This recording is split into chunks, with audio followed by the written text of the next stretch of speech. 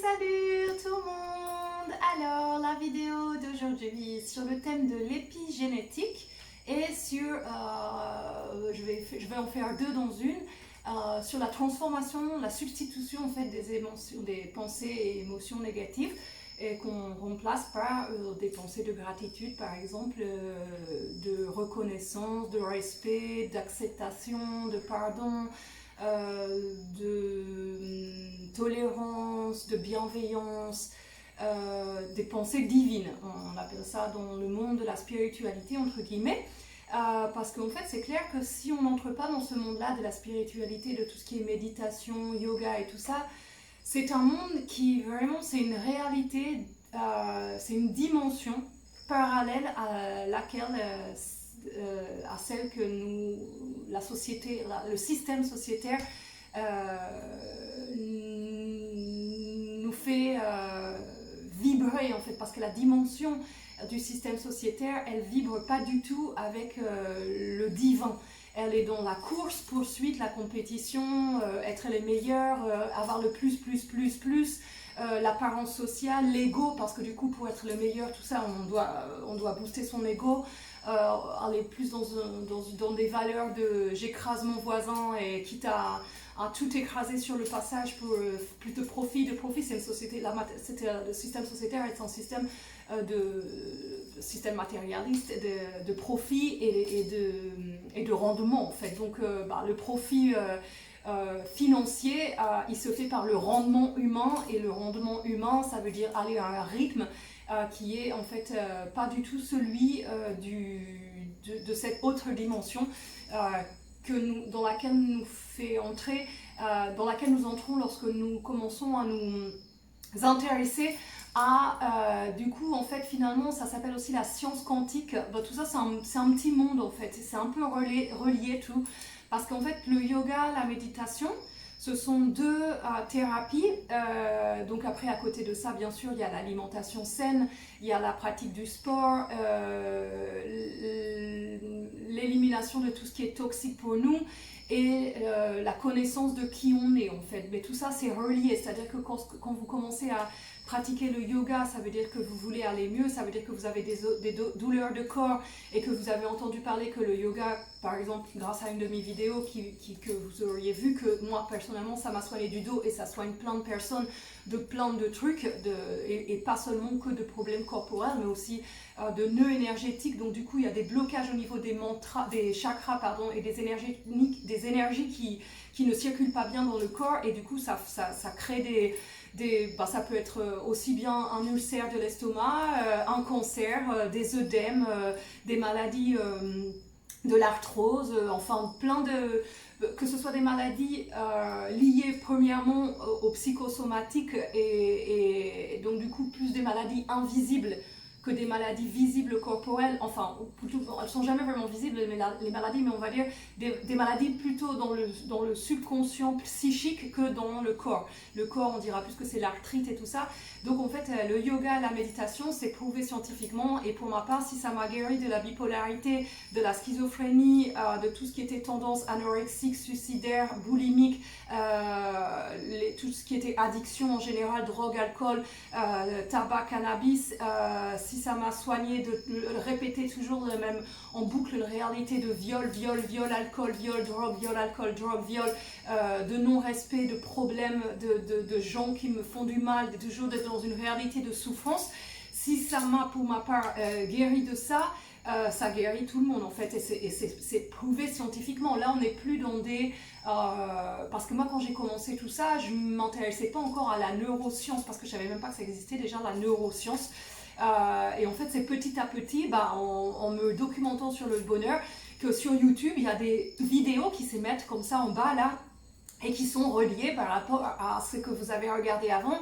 Et si vous avez écouté juste avant, par exemple, le processus d'individuation de Carl Jung, parce que vous avez entendu parler quelqu'un qui vous a dit « Ah, tu devrais écouter Carl Jung, ça va t'intéresser », du coup, vous regardez Carl Jung parce qu'on vous a dit que ça allait certainement vous intéresser. Et de là, comme Carl Jung c'est un psychanalyste, du coup, de là, vous allez avoir une vidéo qui va se mettre de Sigmund Freud, Vous connaissiez certainement Sigmund Freud, mais le Carl Jung, moi je ne le connaissais pas par exemple. Du coup, de ce Sigmund Freud, vous pouvez même aller jusqu'à ce que vous arriviez à une vidéo comme ça m'a fait l'autre fois de Spinoza. Alors que Spinoza, c'est un philosophe, je l'avais peut-être étudié en terminale avec le bac, là, mais fil littéraire. Mais ce que je veux dire, c'est qu'en partant d'une vidéo, après vous avez plein de vidéos qui se mettent avec les algorithmes là, de YouTube. Ça veut dire que ça détecte les mots et notre intérêt, un peu comme les publicités. Quand vous regardez par exemple, vous voulez une paire de Nike Air et après vous êtes sur votre boîte mail et vous avez des photos qui apparaissent de Nike Air de tel magasin, de tel Nike Air, de tel Zoom machin, de plusieurs marques de Nike. Parce que l'ordinateur, il a détecté, c'est incroyable, on est pisté de tous les côtés et du coup, il y a des trucs c'est en notre faveur et il y a des trucs c'est pas en notre faveur parce que du coup les Nike Air là qui nous incitent à acheter cette paire de Nike Air alors que nous on avait juste peut-être la curiosité de regarder le nouveau modèle qui se faisait, par exemple, qui est en train de se faire, mais sans avoir l'intention d'acheter, mais le fait de le voir toujours en photo, finalement ça va provoquer notre tentation et on va acheter un produit qu'on n'a pas besoin en fait. Donc là c'est à notre... c'est contre nous, de même que j'ai appris il n'y a pas longtemps que quand vous recevez des prospectus dans votre boîte aux lettres, vous pensez que c'est toute la rue les mêmes prospectus. Et bien en fait non, c'est ciblé selon, parce qu'avec votre carte de fidélité, votre carte bancaire, votre code postal, vous savez quand vous allez faire vos courses, on vous demande votre code postal. Mais en fait il y a toute une enquête qui est faite sur tel produit que les gens achètent, parce que du coup ils ont votre ticket de caisse, ils voient ce que vous achetez. Et en fait ils savent par exemple que chez vous il y a une femme enceinte qui va accoucher par exemple dans 4 mois selon les produits qu'elle achète en fait. Et donc du coup au moment de l'accouchement vous allez recevoir, vous spécialement, parce que s'il n'y a pas d'autres femmes enceintes dans votre rue, et les autres ils n'auront pas le même prospectus que vous et vous croyez que tout le monde reçoit le prospectus avec les trucs de femmes enceintes alors qu'en fait pas du tout. Et vous êtes enceinte et vous allez accoucher et vous vous dites oh tiens merveilleux, je reçois exactement ce dont j'ai besoin, alors vous n'en aviez pas forcément besoin, mais ou peut-être vous en aviez besoin, mais tout au moins le fait de le recevoir dans le prospectus ça vous incite à aller acheter dans ce magasin là. Donc c'est vraiment l'influence matérialistique ou matérielle, l'influence consommatrice de quel produit va influencer quel acheteur à quel endroit à tel prix. Manipulation, c'est une manipulation bien entendu parce que il y a tout un truc qui est fait dans une intention de faire du profit sur finalement notre ignorance et notre crédulité, parce que nous quand on reçoit le prospectus et qu'on va accoucher et qu'on a exactement le prospectus avec tous les produits pour les femmes qui accouchent et qu'on croit que c'est une synchronicité et que c'est par hasard et que c'est merveilleux, ça tombe exactement au bon endroit, en fait on a été manipulés parce qu'ils ont enquêté avant sur nos tickets de caisse et ils ont vu qu'ils ont pu étudier qu'on allait accoucher à ce moment là, donc c'est à ce point là hein. Donc voilà, donc du coup j'ai un petit peu dérivé, mais c'est pas grave parce que j'ai du mal à faire vraiment. Alors le terme que je dis n'est pas dérivé, là c'est que sur le thème. Hein. Ça c'est la pensée en arborescence, spécialiste des Asperger, en pensée mode fluorescente comme ça, et on n'est pas en mode linéaire. Enfin bref, si c'est vrai parce que c'est peut-être juste qu'on a tout simplement une réactivité au niveau de... Parce que moi avant quand je fumais plein de cannabis, j'avais pas la pensée en arborescence comme ça. Enfin tout au moins elle était peut-être en arborescence, mais j'avais pas... je savais même pas que ça existait déjà la pensée en arborescence, le terme Asperger, tous les traits de personnalité qui mettent sur telle personnalité, elle est comme ça, tout ça, moi à l'époque, je sais que je fumais beaucoup pour m'anesthésier le cerveau et je sais que j'avais tendance à cogiter beaucoup, mais après je m'étais pas dit je cogite sur... j'avais remarqué quand même qu'il y avait des gens qui des fois me posaient une question et de la question, je répondais jamais vraiment à la question en fait, je bifurquais sur plein de réponses et j'avais remarqué, on me l'avait souvent fait remarquer aussi, de me dire mais attends t'as pas répondu à la question quoi, et j'étais partie sur plein d'autres explications, donc voilà, j'avais remarqué, mais je ne savais pas que ça s'appelait la pensée en arborescence. Enfin bref, donc du coup, je reviens sur le sujet de base qui était l'épigénétique et la substitution des pensées. Ce qui est super important parce que du coup, on a le pouvoir, tout simplement, de choisir ce à quoi on veut penser. Ça, c'est une réalité qui est ici et on n'a pas forcément la conscience qu'elle est là, alors qu'elle est très simple, cette réalité. Mais c'est vrai que si on ne nous le dit pas, on est des automates en fait, hein. C'est-à-dire que des automates, pourquoi des automates? Parce que on n'a pas la maîtrise de nos pensées. Nos pensées, elles sont automatiques.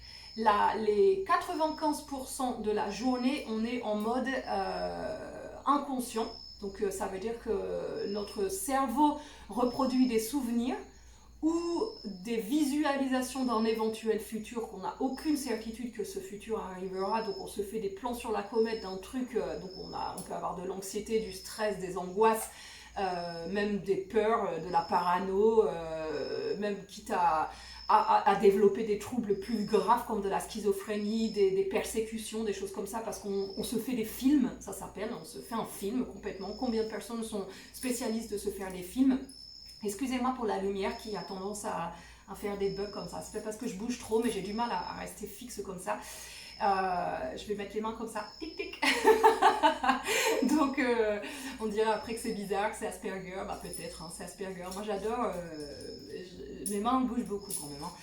Alors bref, donc on a le pouvoir, c'est un pouvoir, clairement, de reprendre le contrôle de notre mental en fait. Parce que ça, s'il n'y a personne qui nous le dit, eh bien, tout simplement, on se laisse happer par ces pensées qui nous viennent à la journée. Donc, j'arrive pas à avoir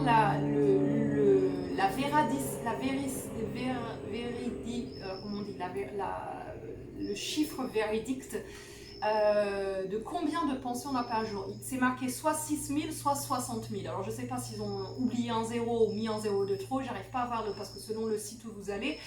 Par contre, quand c'est en espagnol, non, en espagnol c'est pareil, c'est 6000, 60 000, j'arrive pas à avoir l'information juste. Donc on va dire que vous avez au moins 6000 pensées par jour, 6000 pensées, donc c'est énorme, rien que 6000, mais imaginez si c'est 60 000. Hein.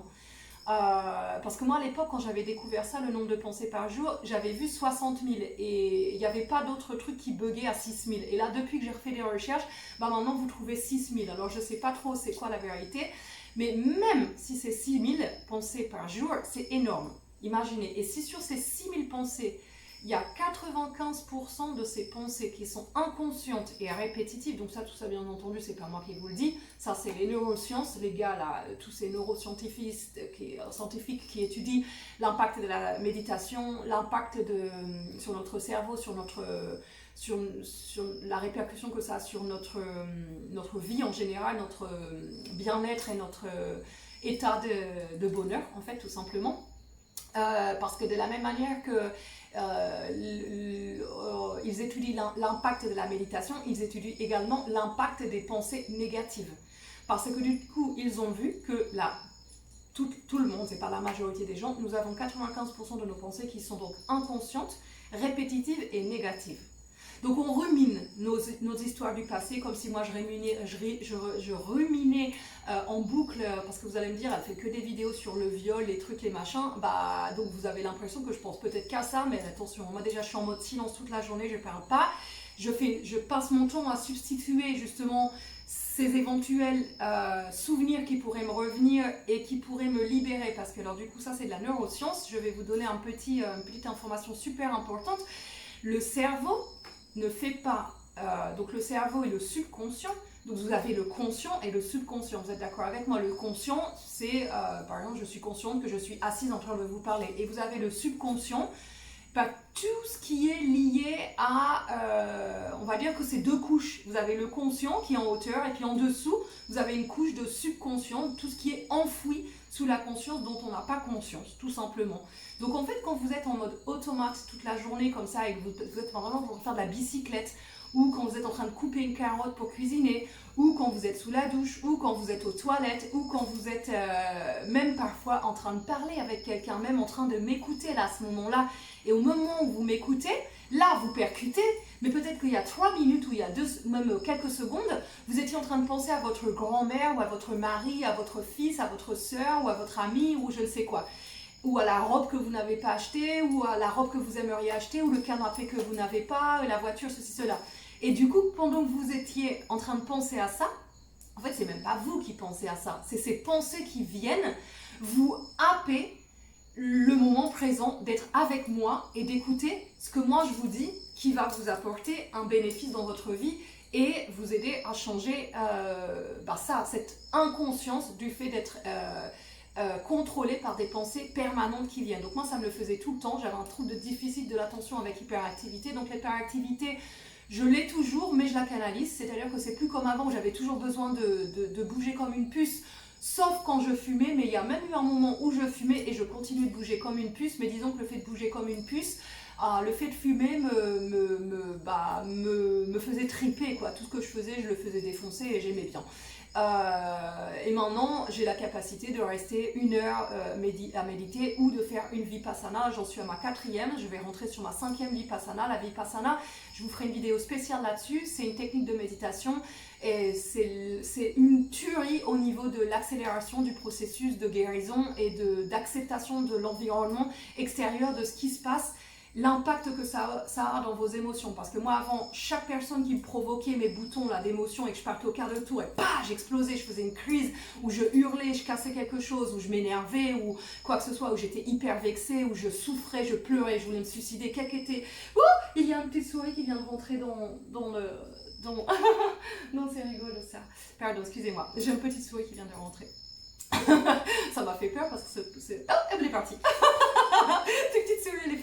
Vous allez me dire c'était bizarre parce que vous n'avez pas vu la petite souris, mais je vous garantis qu'il y a une petite souris qui est rentrée et je pense qu'elle n'a pas réussi à aller nulle part et elle est repartie dans le jardin. Donc voilà, bref, donc je sais plus, la petite souris m'a coupé la parole et elle m'a fait perdre le fil de mes pensées, de quoi je parlais. Excusez-moi, ça va me revenir, c'était hyper important, les pensées, le mental, vous vous faites happer, vous êtes un automate, c'est-à-dire que en fait, je vais bifurquer là-dessus, ça va me revenir après. En fait, en gros, vous imaginez que chaque activité que vous faites, vous êtes en train de penser. Comme là, je vous dis, avec vous pensiez à quelque chose et du coup, vous ne m'écoutez pas. Et moi je faisais ça en fait, c'était ça quand je vous disais, que en fait il y avait plein de fois, il y avait des gens qui me parlaient de ça, puis moi j'étais là ouais.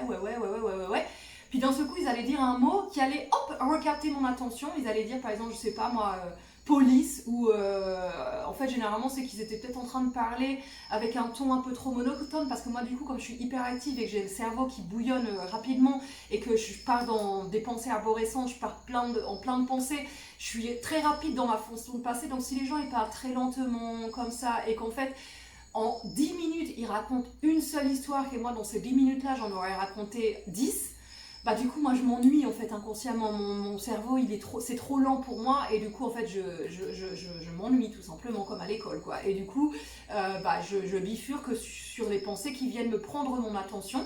Et en fait, du coup, je vais me mettre à penser à n'importe quoi. Ça peut être tout n'importe quoi. Ça peut être de la carotte que je vais la peler et la couper comme ça. Ou, comme je vous disais, de la robe que j'ai vue que j'aurais dû acheter. Ou de quand est-ce que c'est la date des soldes. Ou n'importe quoi. Des pensées d'un basique tellement bas au niveau spirituel qui n'a sur du quotidien de la vie.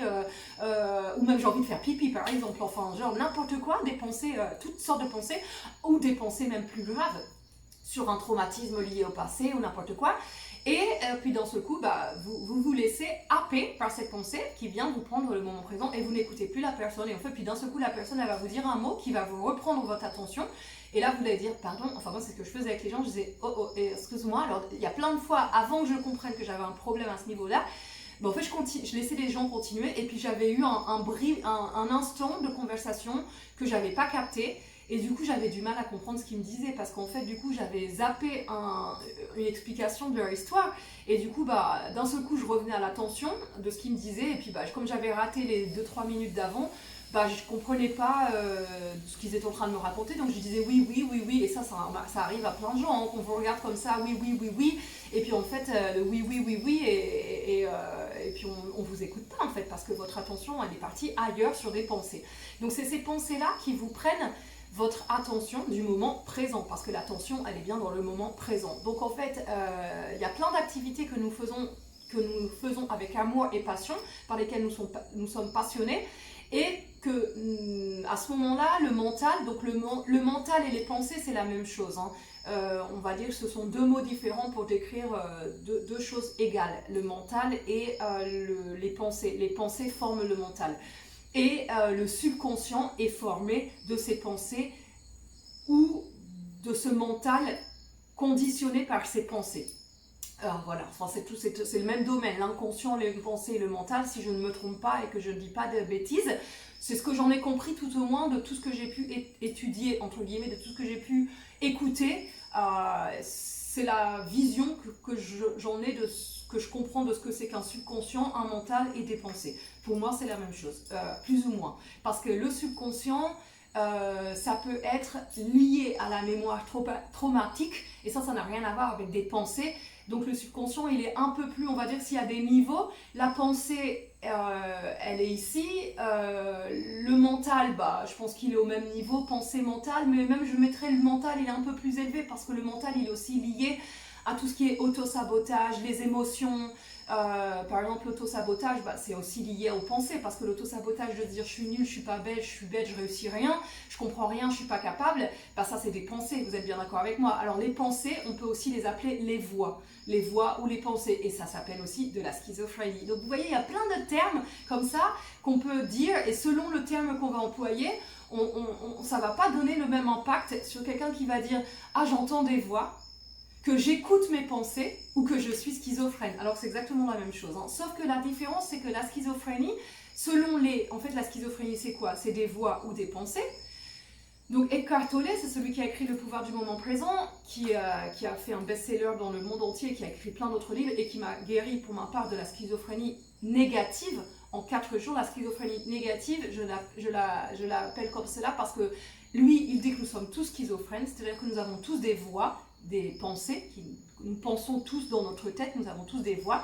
Et en fait, lui, il dit que ce qui fait que l'humain ne peut pas revenir à la conscience du moment présent, c'est parce qu'il n'est pas conscient de ces voix-là, il est en mode automate, et que la seule manière de se soigner de cette schizophrénie, c'est de se reconnaître comme étant malade et contrôlé par un mental et de s'y désidentifier, d'arrêter de croire que nous sommes les voix en fait, et de se mettre spectateur de ces voix, et on devient la conscience de la conscience. Et là, quand on arrivait à faire ce pas-là, en effet, les pensées, elles n'ont plus du tout les mêmes emprises sur nous. Ce qui m'est arrivé quand j'ai eu le diagnostic d'autisme Asperger, j'avais beaucoup d'idées de suicide, mais comme je pratiquais déjà ce que Eckhart Tolle dit dans ce livre, et que ça m'avait sauvé de la schizophrénie en 2016 lorsque mon frère s'est suicidé, du coup, je savais le pouvoir que ça avait d'être conscient, puis je pratique la pleine conscience maintenant, donc de toute façon je passe mes journées à substituer les pensées et à les remplacer par des pensées divines.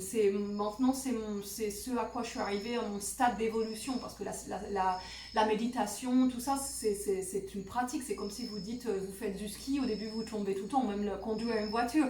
Alors quand vous arrivez dans la voiture au début, vous voyez un levier de vitesse, des pédales, un volant, et vous vous dites, j'ai 2 mains et 2 pieds, il y a 3 pédales. Il y a 3 pédales et c'est quoi le truc? J'ai que 2 pieds. Il y a un volant et un truc de vitesse et j'ai que 2 mains. Comment je fais pour tourner le volant en même temps que je suis là, et pour passer de pied, je dois croiser comme ça et la tête en même temps. Donc du coup, bon, je pense qu'on a tous un peu plus ou moins vécu ça. Et donc du coup, et à la fin, on finit qu'on arrive même, moi personnellement, j'arrive à conduire avec genre même plus de main sur le volant, et c'est le genou, moi, qui conduit maintenant.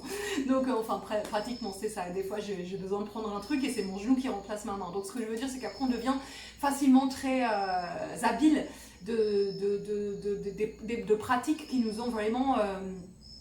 au début impressionné, on va dire. Et la méditation, c'est exactement la même chose. Quand vous commencez, vous commencez à un niveau, il faut commencer. Donc déjà, vous n'allez pas faire 1 heure direct, et vous n'allez pas non plus faire une vipassana direct.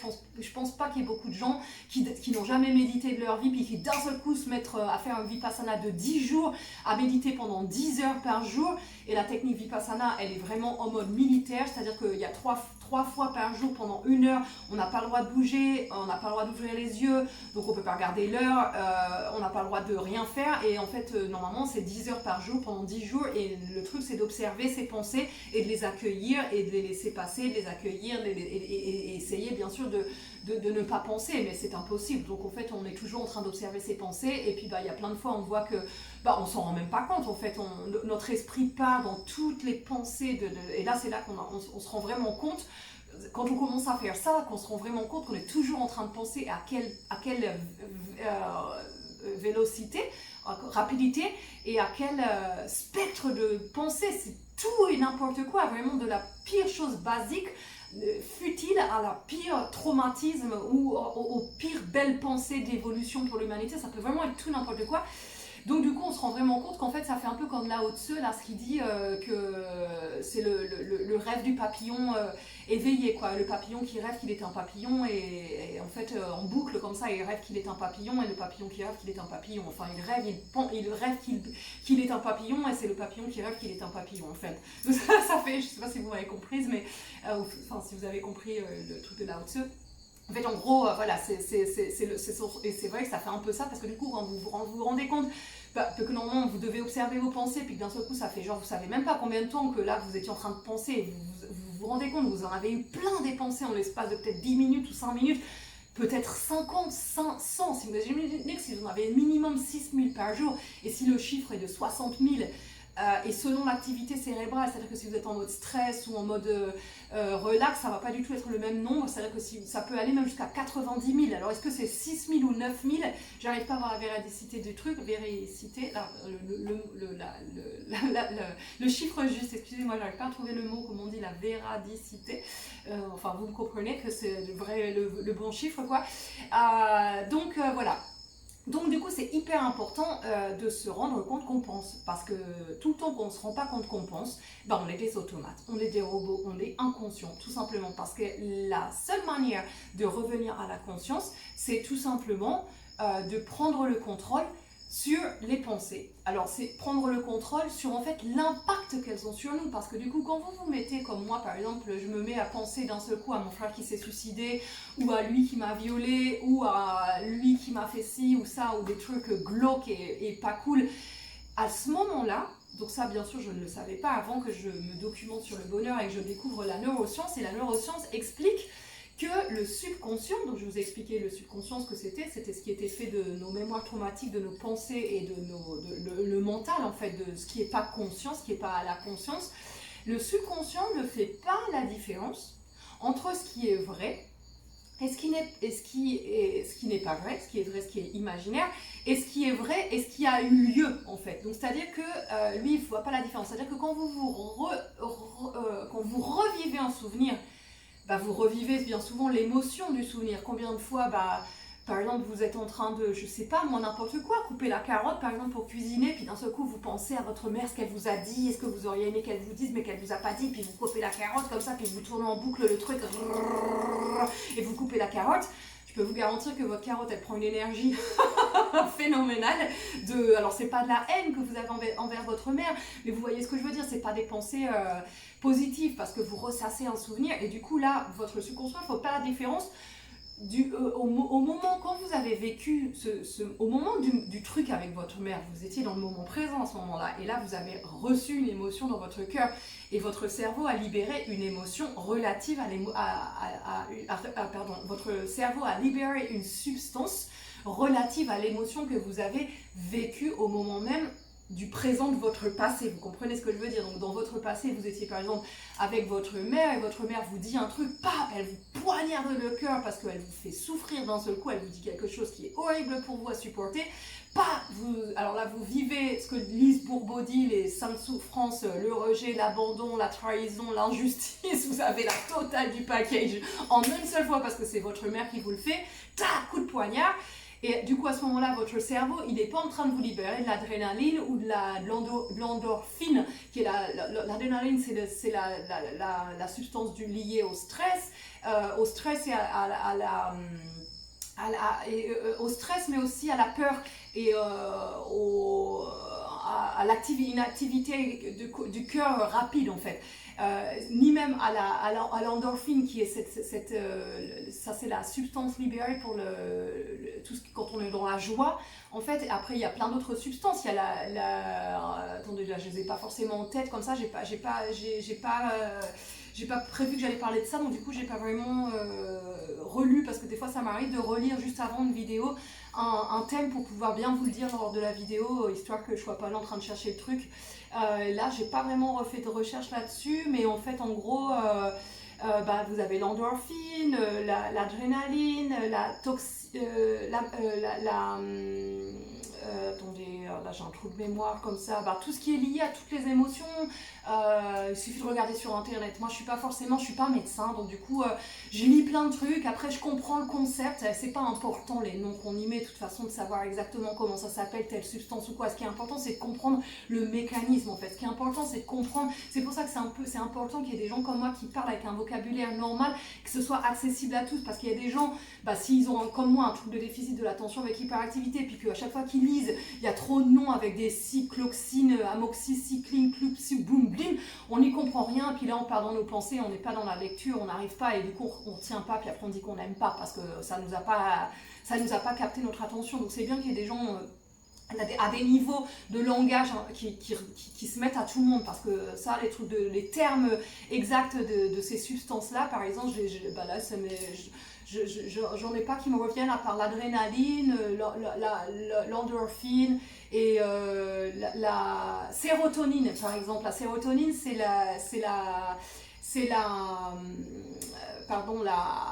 la substance qui est liée au sommeil.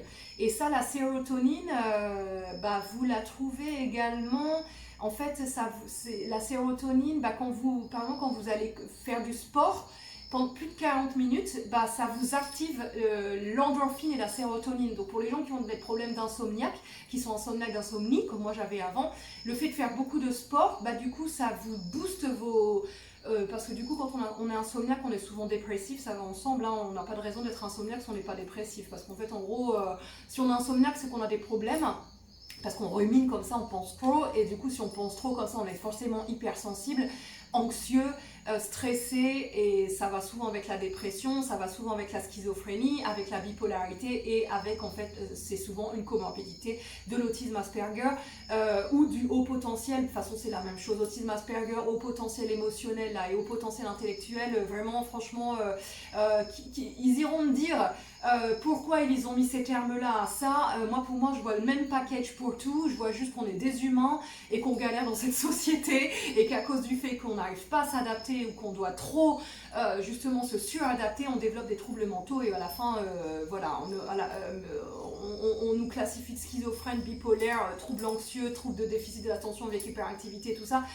Mais au final, derrière tout ça, il y a un humain qui se cache avec un cœur, de l'amour et une envie d'être heureux, hein, ça c'est clair et net. Donc quel que soit le terme qu'on y met, le trouble de déficit de l'attention avec hyperactivité, on y remédie avec la méditation. La bipolarité, on y remédie avec la méditation. L'anxiété, on y remédie avec la méditation. La dépression, on y remédie avec avec la méditation. Les addictions, on y remédie avec la méditation. Donc en fait, sachez qu'à chaque trouble mental qui est associé en comorbidité ou non du syndrome d'autisme Asperger, alors qu'on dise que c'est lié en comorbidité à l'autisme Asperger, ou qu'on ne dise pas qu'on soit autiste Asperger, mais qu'on soit que schizophrène, ou que bipolaire, ou que trouble anxieux, ou que dépression, ou que trouble de déficit de l'attention avec hyperactivité, ou et pas Asperger, ou Asperger au potentiel émotionnel, et pas ou intellectuel. Enfin, vous comprenez qu'un tout ça, c'est à peu près un même monde. En gros, on a des troubles mentaux, ou aussi on a des troubles mentaux,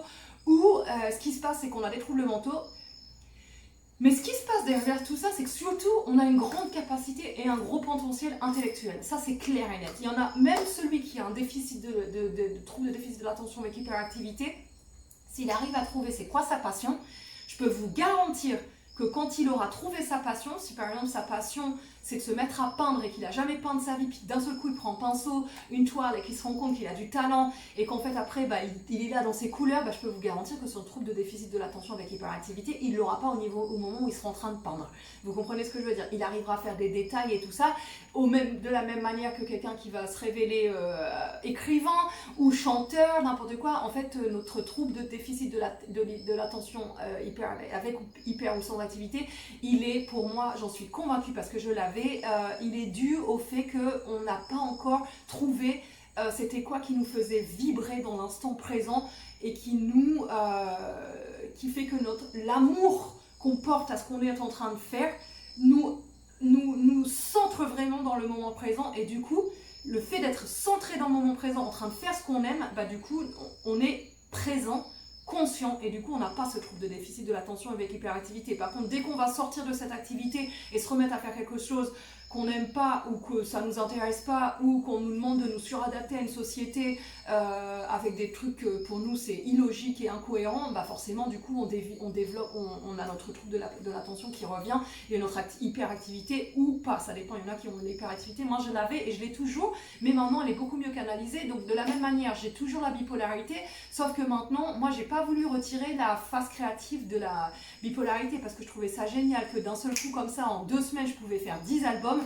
Je me disais, si je me guéris totalement de la bipolarité, je vais perdre ça et je voulais pas perdre la créativité. Et c'est pour ça que d'ailleurs que j'ai pas voulu continuer les traitements, parce que bien sûr j'ai essayé les traitements médicamenteux, c'est même pas que j'ai essayé, on me les a imposés lors de mes internements en psychiatrie ou lors de mes tentatives de suicide, enfin quand je partais en cacahuète en fait, hein. Généralement, j'allais en psychiatrie, j'y suis allée 2 fois.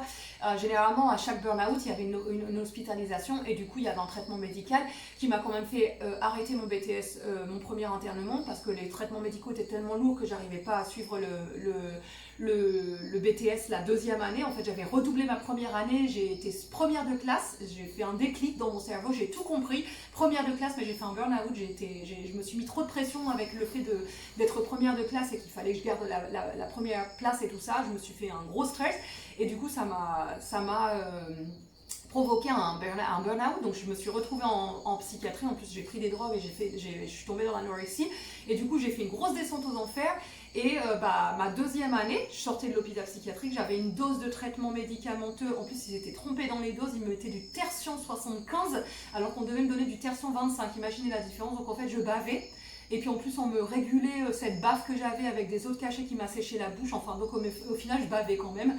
Et puis je me souviens quand je suis retournée en BTS, je voyais plus le tableau, en fait je voyais le tableau flou, j'arrivais même plus à voir le tableau. Puis je suis allée voir le psy et je lui ai dit j'en peux plus là, j'ai la tête qui était lourde, c'était lourd, j'avais l'impression de porter un poids à mon corps, tout, c'est comme si je fumais 20 pétards d'un coup en fait, j'avais vraiment c'était vraiment horrible et il m'a dit mais c'est quoi en fait que vous prenez comme traitement et tout genre. Alors c'était lui mon psychiatre de l'hôpital qui m'avait quand même prescrit les médicaments, il était même pas au courant de ce que j'avais.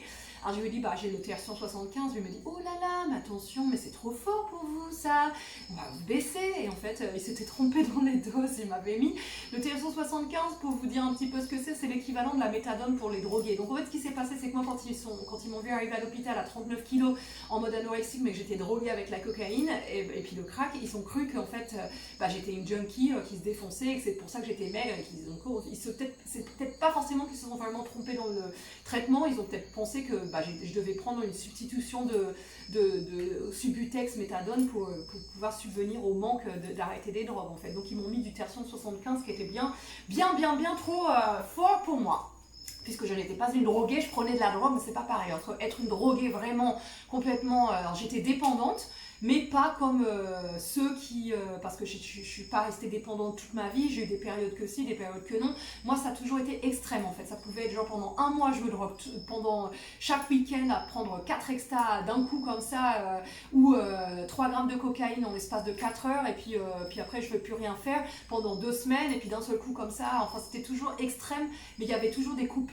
Et il n'y a que l'alcool vraiment où je l'ai eu régulier comme ça, parce que c'est plus accessible et que parce que tout le monde boit, que c'est beaucoup plus facile de tomber d'être dans l'alcool en fait. Donc du coup, tout ce que je voulais vous dire, c'est que c'est tous ces troubles là que j'avais, tous ces trucs d'addiction et tout ça, la méditation y remédie. Et le yoga bien sûr, parce que si vous faites les deux, en fait ça vous amplifie le côté méditatif, parce que du coup dans le yoga il y a une sorte de méditation également, parce que dans le yoga, malgré que quand vous faites du yoga votre mental va venir et penser des pensées, mais ça aide à être ici et maintenant, à tenir des exercices qui des fois font un peu mal, tout ça, les postures, c'est pas que ça fait un peu mal, mais des fois si.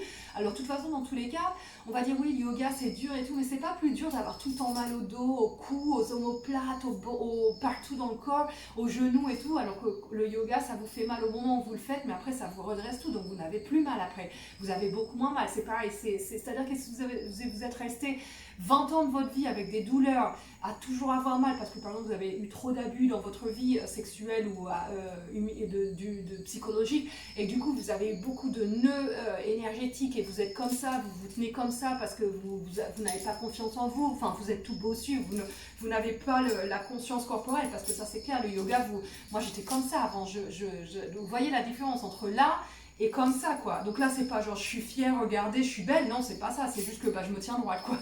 Tout simplement, quoi. Mais j'ai eu cette période de ma vie où, en fait, j'avais l'impression que quand je me tenais droite, à me redresser grâce au yoga, j'avais l'impression que ça y est, je boostais mon ego, regarde comme je suis fière de moi. Et en fait, non, c'est pas du tout ça, quoi. C'est que le yoga, il nous redresse le corps, tout simplement. Parce que vous êtes obligé d'être droit quand vous faites du yoga. Vous pouvez pas faire du yoga en étant comme ça, quoi. Le prof, il vous redresse. Puis après, une fois que vous avez été redressé, vous avez la conscience corporelle. Ça s'appelle la conscience corporelle. C'est la même conscience qui est liée au corps, la conscience de se tenir droit. Parce que si vous êtes comme ça en train de manger, et bien là, vous n'êtes pas conscient que vous n'êtes pas droit. Donc en fait, la pratique de la conscience par le biais de la méditation et par le biais du yoga, il y a un moment où vous êtes conscient que vous n'êtes pas dans la posture correcte. Donc vous êtes en train de manger, vous êtes comme ça m'arrive encore plein de fois. Et ça fait 5 ans que je pratique le yoga et je suis en train de manger, puis je me rends compte, quoi, que mes épaules, elles sont pas droites. Donc je me redresse, tac, et là je vois la différence. Je me dis, mais c'est incroyable, parce que si j'avais pas fait tout cette pratique de yoga et de méditation, je continuerais de manger comme ça, puis de toute façon j'aurais encore mal au dos. Donc j'ai encore mal au dos, mais c'est parti, mes douleurs, j'ai 80% de douleurs en moins, ou 90%. Mais j'ai quand même encore 10 ou 20% où je souffre encore de mon dos, alors qu'il y a d'autres personnes qui ne souffreront pas du tout de leur dos à ce moment-là. Moi j'ai eu trop d'abus sexuels, c'est clair, donc du coup forcément j'ai trop eu trop de comme ça de crispation, je me suis fait trop de mal, comme la plupart du temps. En fait, je pense qu'il y a plein de gens qui souffrent de leur corps, il y en a même plein qui s'en rendent même pas compte qu'ils souffrent de leur corps, ça c'est encore le pire. Il y a plein de gens qui sont pas conscients de leur douleur, en fait, et c'est tellement habituel chez eux d'avoir mal, qu'ils ont tellement souffert en fait dans leur enfance, ils portent même sur eux le poids de la souffrance de leurs parents, des guerres et tout ça, qu'en fait pour eux c'est normal d'être comme ça ou d'avoir mal au dos, au cou et tout ça. Ils s'en rendent même pas compte, ils sont même pas conscients qu'ils ont mal, en fait. Donc là, c'est quand même bien tout ça, la méditation, le yoga, c'est un chemin de vie qui nous permet de prendre conscience que tiens, j'avais des nœuds énergétiques là, tiens, mon Dieu, j'étais bloquée de là aussi, et là comme ça, et si on se rend compte, en fait, on s'observe, on voit qu'on a des trucs que tiens, là j'ai besoin de travailler là-dessus. Donc c'est hyper important, en fait. Donc du coup, on a ce pouvoir-là, parce que c'est vraiment un pouvoir de prendre le dessus sur notre mental, tout simplement par le fait de se rendre compte qu'on pense, parce que si on ne se rend pas compte qu'on pense, du coup c'est le mental qui est en train de nous prendre ce trésor qu'est le moment présent, parce qu'en fait quand vous êtes dans le moment présent, il n'y a ni stress, ni anxiété, ni peur, il n'y a rien de négatif dans le moment présent, en fait. Excepté bien sûr si vous êtes en train de vivre la guerre ou un viol ou un traumatisme actuel dans le moment présent. Mais lorsque tout ça s'est passé et que là vous êtes par exemple dans votre chambre ou dans le bus ou dans votre taxi ou à votre lieu de travail ou avec votre mari en train de cuisiner, quelle que soit l'activité que vous êtes en train de faire, vous êtes dans le moment présent. S'il n'y a pas des guerres, que vous n'êtes pas en train de vous faire violer ou quoi que ce soit, ceci, cela, à ce moment-là, cet instant-là, il n'y a rien de négatif.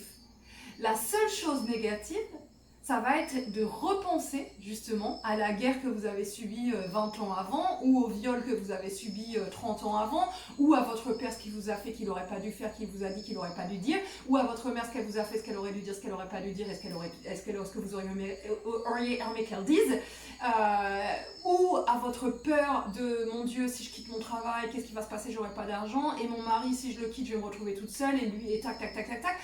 Et en fait, toute cette anxiété du futur, ce stress et cette souffrance liée au passé, vous êtes bien d'accord que c'est futur et passé.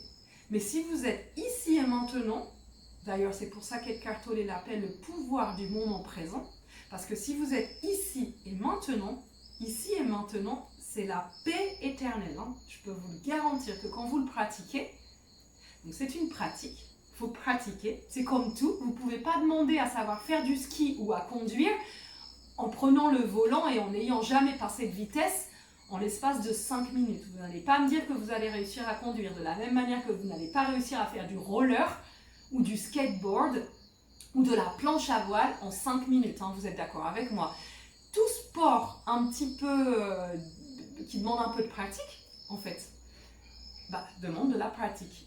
Et vous n'allez pas me dire que le mental, c'est pas un sport mental. En fait, ça, c'est de la même manière que nous avons l'hygiène buccale, prendre soin de nos dents, nous avons l'hygiène corporelle, on prend soin de notre corps, mais on oublie l'hygiène mentale. Et bien, ça, c'est un sport. Et du coup, si c'est un sport, ça doit se pratiquer. Et donc, c'est pas, tac, allez, ok, allez, je me mets à la méditation et puis ça y est, je pense plus. Non, mais de toute façon, oubliez l'idée de pas penser là. C'est des fausses croyances. C'est pas vrai, ça n'existe pas. Ça sera peut-être quand vous serez un maître spirituel et que vous aurez médité 300 000 heures dans votre vie et que vous aurez 150 ans. Mais avant cela, si vous avez 40 ans, 20 ans, 30 ans, 50 ans, 60 ans, 70 ans et que vous avez même fait 10 000 heures de méditation, votre mental continuera de penser. Mais vous aurez le pouvoir d'observer ces pensées et surtout de ne pas accepter qu'elles viennent vous voler votre instant présent en vous perturbant, en vous replongeant dans des trucs du passé ou en vous stressant dans une idée du futur. Et vous aurez le contrôle sur décider ce que vous voulez qu'il y ait à l'intérieur de votre tête et de votre cœur, bien entendu. Parce que quand vous êtes du coup dans votre mental et que là vous vous rendez compte que vous pensez par exemple à votre mère, ce qu'elle aurait dû vous dire et que vous auriez aimé qu'elle vous dise et qu'elle vous a pas dit et que ceci, cela, et du coup vous êtes comme ça avec votre idée et ça tourne en boucle. À ce moment-là, si vous pratiquez la pleine conscience, donc du coup c'est une évolution, hein, forcément la méditation commence avec 5 minutes, après on fait 10 minutes, après on fait 15 minutes, après on fait 20 minutes, après quand ça fait 1 an ou 2 ans qu'on a médité pendant 20 minutes tous les jours, après on fait une retraite de Vipassana, il y en a qui font direct 10 jours, 10 heures par jour, il y en a qui n'osent pas faire 10 heures, 10 jours, ils font 3 jours seulement pendant 10 heures par jour pendant 3 jours. Moi maintenant je suis arrivée au stade que je cherche à faire une chambre noire, ça s'appelle, donc en fait vous faites 10 heures, c'est même pas vous faites 10 heures, vous restez 10 jours dans le noir complet. Et là, voilà, vous faites ce que vous voulez de vos journées. Bien sûr, vous passez votre temps à méditer parce qu'il n'y a rien d'autre à faire, vous êtes dans le noir complet, donc dans une petite pièce comme ça, et donc du coup là, vous retombez complètement à l'essence même de votre être, qui suis-je, le je suis, en fait. Donc là, du coup, ça c'est quand on gravite des échelons de méditation, quoi. Moi, j'ai commencé avec 5 minutes. Les 5 minutes, pour moi, ils ont été très rapidement, trop rapides. C'était trop vite, quoi. Ça passait trop vite, les 5 minutes. De 5 minutes, moi, je suis passée direct à 30 minutes. J'ai fait direct 30 minutes de méditation. Et de 30 minutes, je suis passée rapidement à 1 heure. Parce que, en fait, 30 minutes, ça me paraissait rapide, en fait, pour moi, de rester assise 30 minutes. C'était pas un enfer, comme certaines personnes qui me disent oh, mon Dieu, mais j'ai vraiment du mal à rester 10 minutes assis et tout ça, parce qu'ils sont hyper actifs, parce qu'ils ont un trouble de déficit de l'attention avec hyperactivité, donc leur corps, il bouge beaucoup comme ça, ils ont des sursauts comme ça, puis ils se rendent compte de leurs pensées, enfin, plus ou moins, ils se rendent compte, mais les pensées, elles sont tellement, des fois, obscures, même meurtrières, des trucs de fou, que du coup, dans ce coup, ils se rendent compte de tout ça, puis ça les comme ça, puis ils peuvent pas, en fait, ils sautent, quoi, ils sautent et puis ils s'en vont, quoi, ils n'arrivent pas à rester, quoi, parce que c'est trop la vérité, en fait, c'est trop le je suis qui prend et là c'est trop fort, quoi, donc ils préfèrent courir à une activité, aller voir des amis, et à se perdre dans ce brouhaha, se mitoter, comme il appelle les 4 accords Toltec, là, le Don Miguel Ruiz, se mitoter de pensée et d'activité, d'échappatoire pour pas justement être avec nous-mêmes et centraliser avec ce qui je suis et ce que je suis vraiment, quoi. Donc du coup on a ce pouvoir, c'est un pouvoir parce que vraiment le dit Eckhart Tolle, et c'est clair et net que vraiment personnellement moi ça fait là 5 ans que je suis dedans, la méditation, le yoga m'a redressé la vie, la vie et le dos, le corps en général, tout. Ça donne l'autodiscipline aussi, le yoga, parce que du coup quand vous êtes sur une posture et que vous devez rester genre 30 respirations sur la posture, mais que vous sentez que ça vous tire, et là il y a votre mental qui vous dit ah non vas-y c'est bon, arrête, ça te saoule là, et que non vous devez continuer parce que vous êtes en train de payer le cours et qu'il y a votre prof qui vous regarde pour pas vous arrêtiez, vous continuez, et en fait du coup à force de pratiquer ça, puis après vous le faites tout seul ou vous continuez avec des profs. Moi personnellement j'ai continué toute seule, il y a des gens qui ont besoin d'avoir toujours un prof, là en fait c'est ça le truc, c'est que ça vous donne l'autodiscipline, parce qu'à force de pratiquer le non, je tiens là où en fait mon mental me dit de ne pas tenir, c'est là que l'autodiscipline, elle est en train de petit à petit de prendre le dessus sur cette mauvaise habitude que nous avions dans notre passé de toujours nous échapper de justement de cet instant présent parce que finalement on a besoin de ça parce que ça ne nous intéresse pas ou parce qu'on a ce trouble de déficit de l'hyperactivité, attention avec l'hyperactivité, et du coup il n'y a rien qui vraiment nous attire, on est toujours en train de passer d'une activité à l'autre parce qu'on a ce trouble de déficit de l'attention avec l'hyperactivité, mais c'est pas irréversible en fait, ça se soigne complètement. Ça se soigne. Alors ils disent que l'Asperger ça se soigne pas parce que c'est pas une maladie, que c'est pas une pathologie mais c'est une différence cognitive. Ouais, bah ok, c'est peut-être une différence cognitive, mais n'empêche que de par le fait d'être autiste Asperger, on développe plein de troubles mentaux, et là on parle bien que ce sont des troubles mentaux, ce sont donc des pathologies mentales, des pathologies psychiatriques, des pathologies liées au psychosomatique, tout ce qui est au psychiatrique et tout ça. Et là du coup on est bien d'accord avec, vous êtes bien d'accord avec moi que là on parle de thérapie d'ailleurs, et voire même de traitements médicaux et de guérison ou pas. Donc en fait personnellement moi qui avais tout le package là de tous les troubles mentaux, addiction, les pires trucs de l'Asperger, les viols, une réalité vraiment sordide, si j'ai réussi à la transformer, cette réalité, c'est pas moi toute seule qui suis superwoman de cette planète et que je suis la seule à pouvoir transformer ma vie. Bah non, tout le monde on peut transformer notre vie, c'est juste qu'on le sait pas. Et en fait, bah moi j'ai eu la chance de vouloir être heureuse, j'ai eu la chance d'avoir une vie tellement chaotique, il y a un moment j'ai vraiment dû me dire, bon là il va falloir que tu changes quelque chose parce que ça va pas, là tu vas vraiment finir par mourir, ou il faut que tu te suicides, mais là arrête quoi, parce que là c'est t'arrêtes ou tu t'y vas et t'y vas bien quoi. Et j'ai pris la décision d'y aller et d'y aller bien.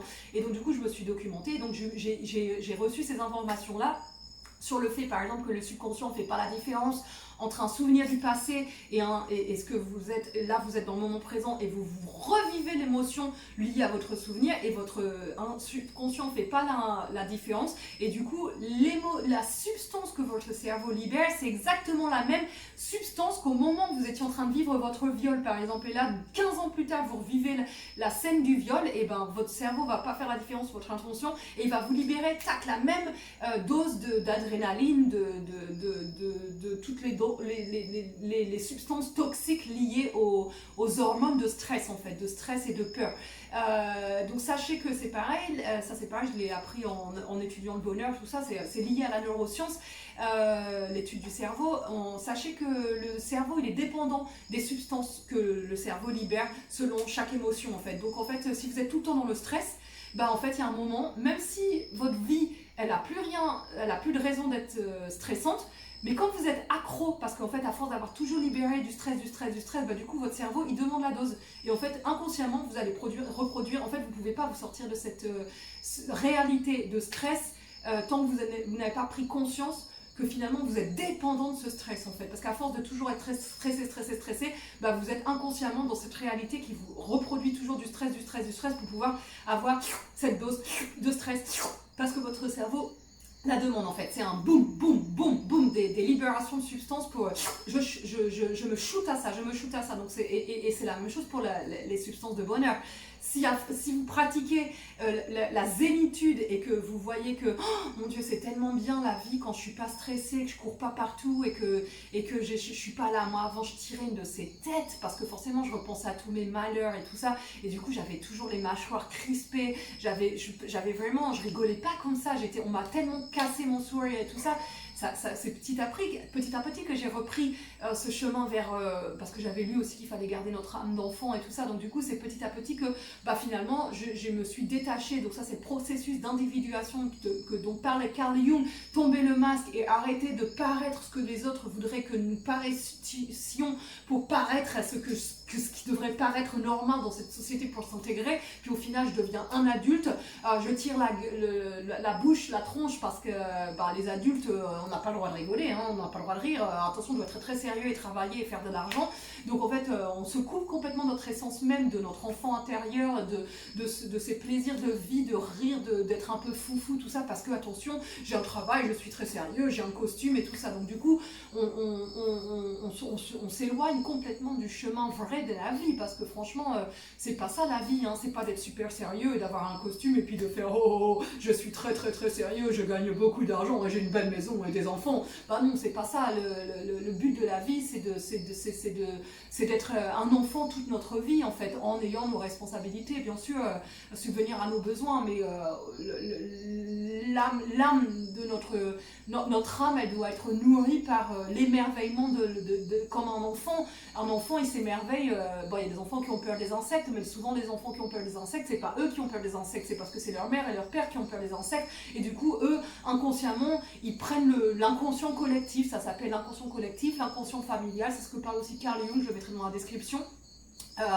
Carl Jung, il parle de ça, de processus d'individuation, de couper ça, ce je parais, pour redevenir à notre essence même qui je suis vraiment, en fait. Et pour cela, bah, généralement, il y a des gens qui sont obligés comme moi de passer par une dépression, un burn-out total, un choc fracassal existentiel pour pouvoir se dire, est-ce que c'est vraiment ça que je veux de ma vie? Est-ce que c'est vraiment être vendeuse toute ma vie, à Calais, avoir un appartement où je devais devoir travailler pendant 30 ans de ma vie? Et est-ce que je veux vraiment avoir des enfants comme tout le monde? Et est-ce que je veux vraiment me marier comme tout le monde? Est-ce que c'est vraiment ça que je veux? Et heureusement que quand j'ai eu le burn-out et que j'ai fait la dépression, bah, je me suis posé toutes ces questions, parce que d'un seul coup, forcément, j'ai tout ça qui vient à moi, cette réalité sociétaire que je suis en train complètement de suivre un modèle, mais qui me fait partir en burn-out total, parce que clairement, c'était pas du tout ce qu'il fallait pour moi.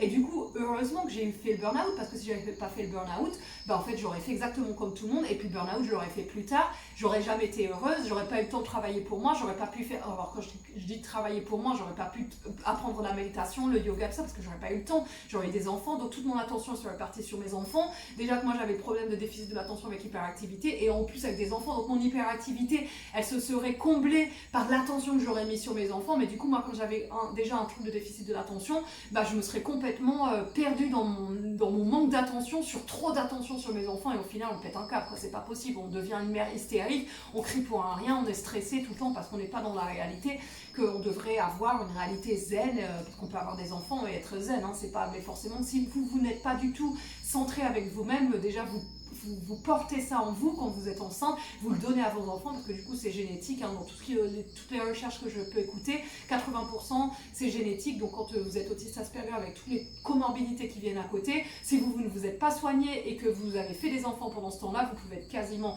sûr à 99,5% que vos enfants, ils seront soit Asperger, soit au potentiel émotionnel, intellectuel. Donc au potentiel intellectuel, c'est pas vraiment lié au fait de comorbidité que la mère elle aurait, qu'elle n'aurait pas soigné, ou le père, parce que ça, le truc des quotients intellectuels, bon bah ça c'est un truc, mais c'est génétique quand même, quoi, je veux dire, ils le disent, hein, donc ça veut dire qu'il y a quand même une intelligence dans nos ancêtres qui est là et qui nous la porte dans nos gènes. Mais par contre, tout ce qui est troubles mentaux, si les parents ils les ont pas canalisés et centralisés, nettoyés et soignés, bah ils nous les passent, quoi. Du coup c'est génétique à 80%, donc c'est pour ça qu'il y a autant d'enfants qui sont ça, plus la nourriture industrielle, ça fait que vraiment au final, on a vraiment tous un peu là, cette génération, beaucoup de mal à être dans le moment présent. Donc voilà, donc la clé, la méditation, le yoga, ça permet vraiment d'éradiquer toutes ces phases néfastes. Et puis du coup, moi, je voulais vraiment garder la créativité de la bipolarité. Et en fait, bah, c'est exactement ce que m'a permis la méditation. La méditation m'a permis vraiment d'éradiquer les phases complètement dépressives et suicidaires où j'avais, parce que elles étaient quand même récurrentes, longues, ou courte, suivie d'une phase maniaque, mais j'avais quand même des up and down, mais j'étais souvent quand même en dépression, plus qu'en phase maniaque. Des phases maniaques j'en ai eu, mais la plupart du temps j'étais quand même dépressive. Il faut quand même que je me rende compte de la réalité qui était quand même souvent comme ça. Mais quand du coup, alors là j'en arrive à l'épigénétique, ça c'est le docteur Bruce Lipton, qui est un monsieur des États-Unis, qui a lui... je vous mettrai son lien dans la description, et lui il a étudié les neurones, tout, enfin il est neuroscientifique, hein, fortement, et du coup il a, je sais pas si c'est lui qui a créé le terme de l'épigénétique, mais en fait il a contré la science classique qui dit que le gène influence la personnalité. Et lui, en fait, il a, par avoir étudié tout sur les cellules, l'influence de tel environnement sur le cerveau humain, il a vraiment, il a étudié, il a passé vraiment, il a fait son doctorat là-dessus, enfin il a commencé super jeune, quoi, donc il a vraiment s'est spécialisé là-dedans. Et en fait, il a découvert que en fait en changeant l'environnement, on influence sur les gènes et donc que les gènes sont modifiables. Et donc du coup, c'est une fausse croyance de penser genre mon cousin est schizophrène, mon autre cousin est maniaco-dépressif, ma mère, je vois bien qu'elle a un problème de déficit parce que maintenant je me suis diagnostiquée en tant qu'autiste Asperger, trouble de déficit de l'attention avec hyperactivité, schizophrénie, enfin tout ce qu'il disait, j'ai compris que c'était des comorbidités. Bah, j'ai pu détecter déjà que mon père était autiste Asperger puisque lui c'est un génie, en fait mon père il est partout. Il construit, il répare, il a une tête qui bah voilà, fait partie des autistes Asperger. Et ma mère, elle, je pense que de toute façon l'autisme Asperger, je pense qu'on l'est tous, c'est un spectre humain en fait. Mais après, il y a des trucs qui ressortent plus ou moins valorisants. On va dire que mon père, lui, il a un très bon niveau d'adaptation, donc il paraît très normal. Et puis il a ce truc génie de pouvoir avoir cette pensée en arborescence comme ça et de voir un problème, de démonter les trucs et de capter le fil qui va là. Et du coup, il arrive à créer et à réparer. C'est un génie quoi. Comme Einstein, voilà, sauf qu'il va pas le reconnaître et qu'il est génie. Lui, pour lui, il répare juste quelque chose qui est cassé. Donc il y a beaucoup de génies d'ailleurs en Afrique, parce qu'en Afrique ils réparent tous, tout le monde répare tout. Donc, et en plus des fois avec des boîtes de conserve, ils font des trucs de fou. Donc ils ont le cerveau hyper Asperger aussi là-bas. Et du coup ma mère, elle n'est pas génie comme ça, mais je suis sûre que ma mère, elle a une grande intelligence aussi. Mais sauf que elle a un trouble de déficit de l'attention avec hyperactivité et du coup là forcément avec l'âge l'hyperactivité se calme, mais elle avait un grand trouble anxieux et puis elle avait une bipolarité aussi et certainement comme moi des tendances schizophrènes avec un mental qui l'a happé et qui lui empêchait d'être dans le monde présent. Donc du coup elle est très intéressée par tout ce qui est élévation spirituelle, des lectures intéressantes et tout ça, mais à cause de ce déficit de l'attention avec hyperactivité, du coup elle met pas en application ce qu'elle lit. Je pense qu'elle est en lecture automatique, 200 pages, elle va capter 30 en fait, et du coup elle a pas ça lui permet pas, le fait de lire le livre ne lui permet pas, à cause de son trouble de déficit de l'attention avec hyperactivité, ça ne lui permet pas de pouvoir intégrer le livre entier dans son cerveau et de pouvoir l'appliquer comme étant un livre sacré pour un changement de vie en fait. Parce qu'on a pratiquement les mêmes lectures, et sauf qu'elle elle met pas en application ce qu'elle lit, et moi toutes les lectures qu'elle va me passer, ou qu'il y a plein de lectures que j'ai eues, que c'est grâce à elle, et moi ça m'a transformé la vie quoi, tout simplement. Donc, et puis je vois bien que elle, ça n'a pas du tout cet effet là sur elle. Donc du coup elle m'avait acheté un livre aussi pour mon anniversaire qui s'appelait Ta deuxième vie commence quand tu comprends que tu n'en as qu'une. Moi j'ai lu le livre, j'ai vraiment eu l'impression que c'était une histoire autobiographique, et en fait c'est un roman, c'est écrit, ça fait un peu comme le mien de livre que j'ai écrit qui s'appelle Encore un jour et c'est demain. Moi tout ce qui est dedans c'est vrai, rien n'est inventé.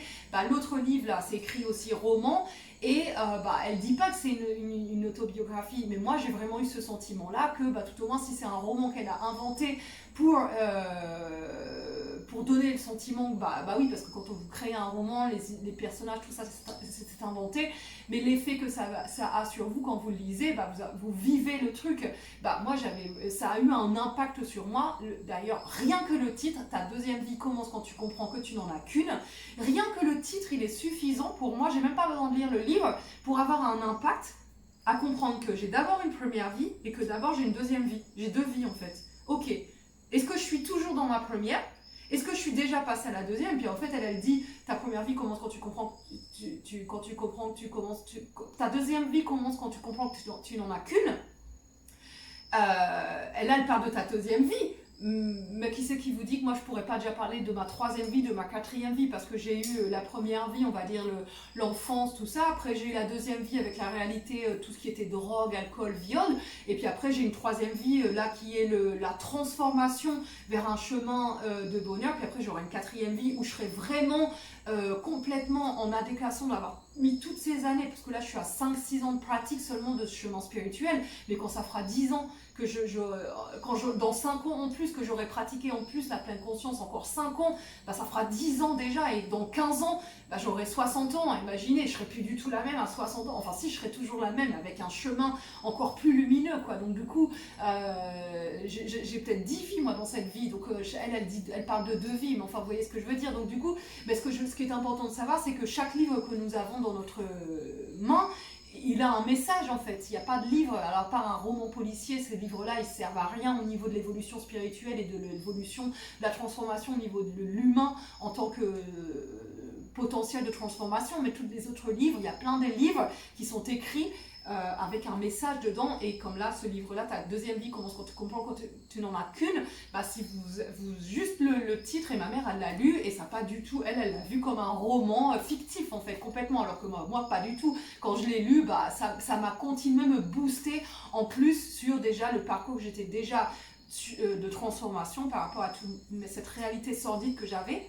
J'étais déjà dans mon processus de transformation, et ce livre-là, il arrive, on va dire, au bout de 3 ans que je suis en train de me transformer, et ben ça me donne la force de continuer parce que bien sûr, quand vous êtes en train de commencer l'expérience de la transformation, vous n'avez pas les résultats comme ça. Alors la méditation, oui, vous avez des résultats quand même qui viennent relativement rapidement. Vous pouvez voir que par exemple, si vous faites 4 crises par semaine avec vous cassez 5 chaises, bah, vous allez voir que vous vous mettez à la méditation, et vous allez voir que 2 semaines après que vous avez commencé la méditation, vous allez voir qu'au lieu de faire 4 crises dans la semaine en cassant 5 chaises, bah, vous allez faire 4 crises dans la semaine, mais vous allez casser 4 chaises. La 3e semaine, vous allez faire 4 crises et vous allez casser 3 chaises. La semaine d'après, vous allez faire encore 4 crises, mais vous n'allez casser que 2 chaises. La semaine d'après, toujours 4 crises, vous n'allez casser que 1 chaise. Et puis encore toujours 4 crises quand même, mais vous n'allez plus casser 2 chaises. Là, vous la voyez la différence quand même. Vous voyez bien que vous avez cassé une chaise en moins, puis encore une autre, puis encore une autre, puis encore une autre. Donc vous pouvez voir qu'il y a une différence. Et du coup, de là, vous continuez la méditation, et au lieu de faire 4 crises, vous allez en faire 3 dans la semaine. Ou 4, mais beaucoup moins fortes dans leur ampleur. Vous continuez, puis au bout de 6 mois, vous allez voir que vous faites plus 4, vous ne faites que seulement 3 crises, et beaucoup moins fortes. Après c'est 2 crises, et encore moins fortes, puis après c'est 1 crise, puis après c'est plus du tout de crise. C'est ce qui m'arrive pour moi, je fais plus de crise. Donc mes parents, c'est les seules personnes qui arrivent encore à provoquer des crises, et du coup maintenant je limite, je fais des grosses pauses, c'est-à-dire que je suis plus autant, donc je suis chez eux, mais avec beaucoup d'espace, parce que sinon je fais des crises plus facilement. Comme ça au moins j'ai compris que c'est pas eux qui provoquent les crises, mais c'est la programmation éducationnelle. C'est le fait que eux, ils s'adaptent pas à que moi, justement, il y a des trucs qui me provoquent les crises. C'est les mensonges, l'hypocrisie. Le mensonge, c'est un des trucs qui me déclenche les crises le pire. Alors quand ça va être un inconnu, maintenant, avant je pétais un câble et j'allais faire une crise, et comme ça, à cause de trop d'abus, et du coup quand on me disrespectait en fait, quand on me mentait ou quand on me manipulait, du coup je devenais Hulk, ce monstre en fait. Et maintenant, un inconnu qui va faire ça, en fait, moi avant, du coup, on va dire que les émotions, c'est des bulles de savon, hein, et quand vous méditez pas, les bulles elles explosent à chaque fois qu'il y a quelqu'un qui vous pousse vos boutons d'émotion, que ce soit le mensonge, vous supportez pas, tac, la bulle explose et vous partez en crise ou en susceptibilité, en mutisme, enfin en quel que soit le truc que vous voulez l'appeler, et selon la personnalité que vous avez. Il y a des gens qui sont Asperger et qui font pas de crise, il y a des gens qui sont Asperger et qui sont pas schizophrènes, il y a des gens qui sont Asperger qui n'ont ni trouble de déficit de l'attention avec hyperactivité, ils ont d'autres trucs, ils ont dyslexie par exemple, les trois 10 là, dyslexie, dyspraxie et 10 je sais plus comment ça s'appelle, ils ont d'autres trucs. Mais ils font pas de crise, c'est moins, mais ils souffrent, ils ont quand même de l'anxiété, ils ont quand même de la dépression ou du stress, enfin voilà, donc ça dépend de l'individu, on est tous différents dans notre manière de réagir à l'environnement, et donc du coup ce qui est clair et net, c'est que l'épigénétique, pour revenir là-dessus, l'environnement, en le changeant, donc quand on voit qu'il y a un environnement qui nous stresse et qui est toxique pour nous, donc mes parents, moi, ils font rien vraiment de spécial, mais le fait que ils soient ce qui ils sont, et que à moi ça me stresse ou ça m'infantilise, parce qu'ils ont tendance à beaucoup m'infantiliser. J'ai quand même 39 ans et ils ont tendance à faire comme si j'avais 2 ans quoi en fait, donc j'ai aucune crédibilité dans ma parole avec eux, et du coup forcément c'est humiliant, c'est rabaissant, et donc il y a ce syndrome d'imposteur qui ressort, le manque de confiance, et du coup ça ça fait ressortir toute une programmation, un passé, tout quoi. C'est pas juste mes parents, c'est symbolique en fait les parents, mais comme c'est de eux que tout ce travail finalement personnel que je suis en train de faire, d'introspection, de nettoyage karmique, familial, collectif et sociétaire et tout, c'est lié au fait que à la base de tout, c'est quand même mes parents, je dirais, de toute façon c'est ce qu'ils disent tous dans les psychanalystes et tout ça, c'est la base de notre mal-être en fait, parce qu'ils nous forment d'une manière, et s'ils nous forment de cette manière et que c'est pas la manière que nous devons être et que nous coupons pas court avec cette manière dont ils nous ont programmés avec leurs croyances, donc ça c'est ce qu'il y a dans le 5e accord Toltec et les 4 accords Toltec, être impeccable avec sa parole, pas faire de suppositions, ne rien prendre personnellement et faire de son mieux, et le 5e accord Toltec, c'est vraiment se rendre compte de tous les accords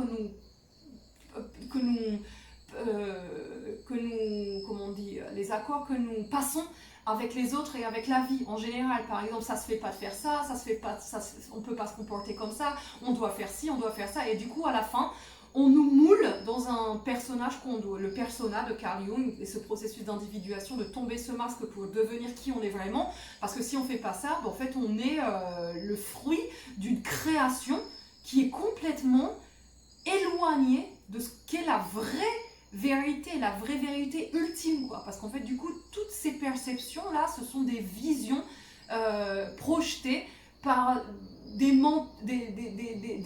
mentalités, des cultures, des pensées, des traumatismes et tout.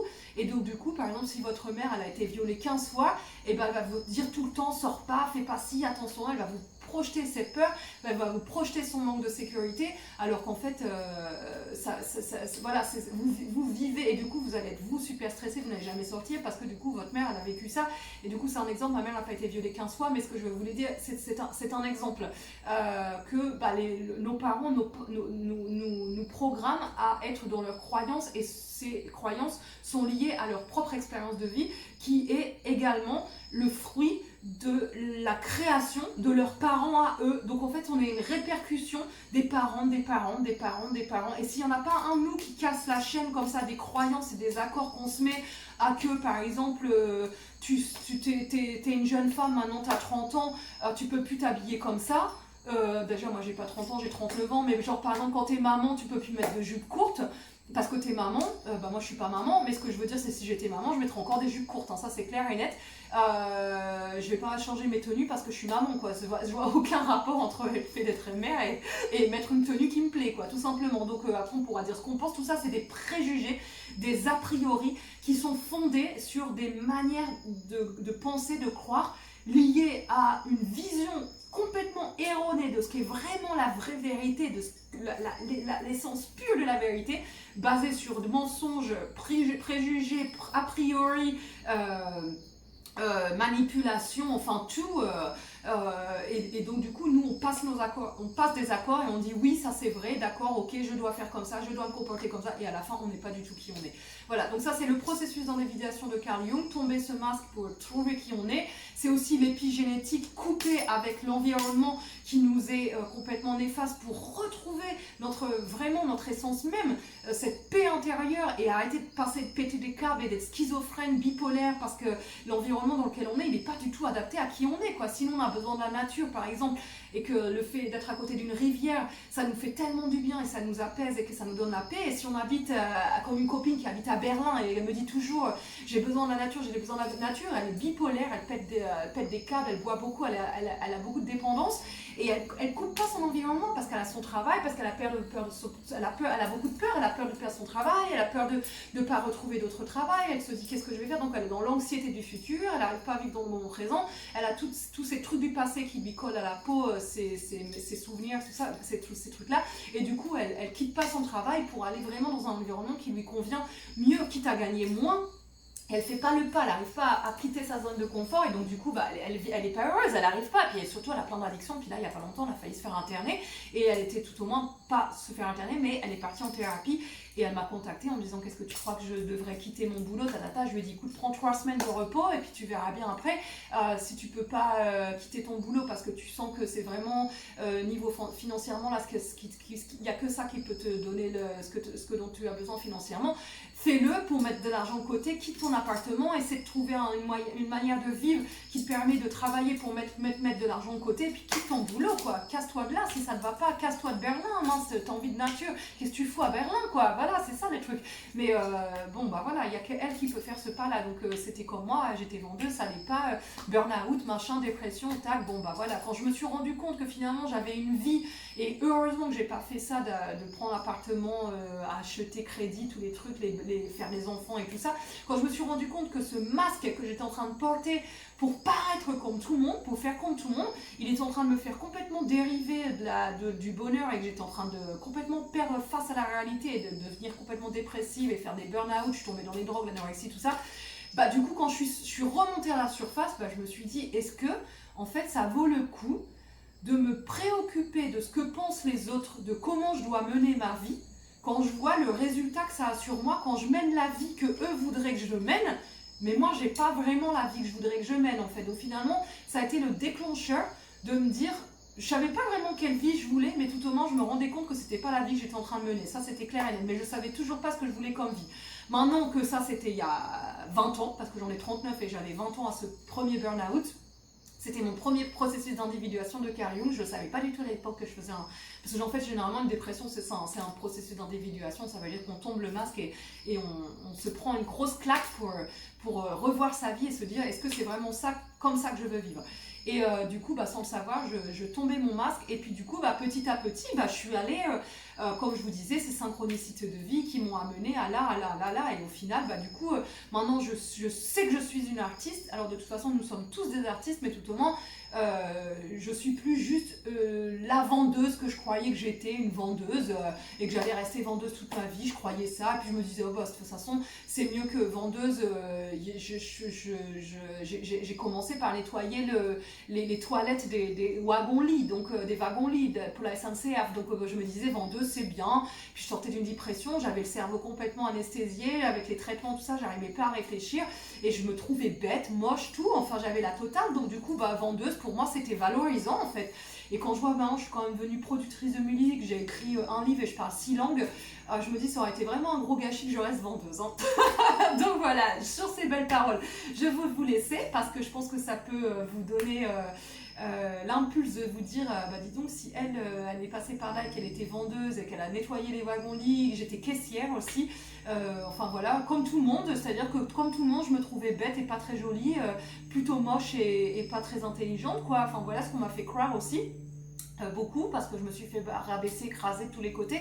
Du coup, entre les viols et tous ces trucs-là, et puis entre les profs, entre plein de trucs, puis mon cerveau droit cognitif qui est pas le même que soi-disant les neurotypiques, ça c'est pareil, il faudra refaire des vidéos là-dessus parce que ce truc de neurotypique et neuroatypique, moi j'ai l'impression qu'on est tous des neuroatypiques, à la différence que les neurotypiques, soi-disant ceux qui pensent comme tout le monde, cette normalité sociétaire, qui du coup ils ont un niveau d'adaptation plus grand et du coup pour eux, et puis un niveau d'imitation plus grand au niveau de que pour eux, bah, c'est pas grave d'imiter un truc qui est complètement incohérent. Il y a des enfants qui meurent de faim et puis des injustices de tous les côtés. Il y a des maisons qui sont abandonnées, des endroits, des gens qui ont 4 maisons puis ils sont jamais dans les maisons. Puis il y a des gens qui n'ont pas de maison en fait. Enfin, puis des enfants qui font la manche dans la rue pour avoir des bananes.